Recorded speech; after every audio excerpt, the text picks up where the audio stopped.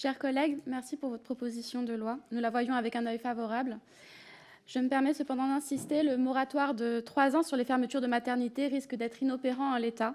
Vous dites que pour des raisons de sécurité, on peut passer outre ce moratoire, mais l'argument de la sécurité est justement celui qui est utilisé pour fermer les maternités. Je ne suis pas sûre qu'il soit très sécurisant aujourd'hui d'accoucher en Seine-et-Marne, mon département, qui est l'un des plus grands déserts médicaux de France. Faut-il pour autant fermer toutes les maternités de Seine-et-Marne ?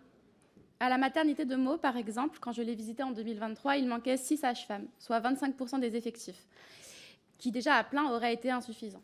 Cela avait conduit la direction à demander à celles qui restaient de faire toujours plus d'heures supplémentaires et aux infirmières de les suppléer alors qu'elles n'avaient pas été formées pour cela. On ne peut pas dire que ce soit sécurisant. La surcharge de travail et les sous-effectifs sont mis en cause dans la majorité des événements graves en obstétrique. La solution est-elle, pour autant, de fermer la maternité de Meaux? Non, cela pose plutôt la question des moyens alloués à l'hôpital.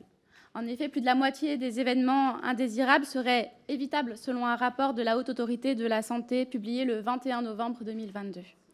C'est pourquoi j'attire votre attention d'ores et déjà sur un amendement extrêmement important de mon collègue Adrien Clouet qui permet de mieux définir l'urgence tenant à la sécurité des patients, justifiant une dérogation au moratoire sur les fermetures d'établissements.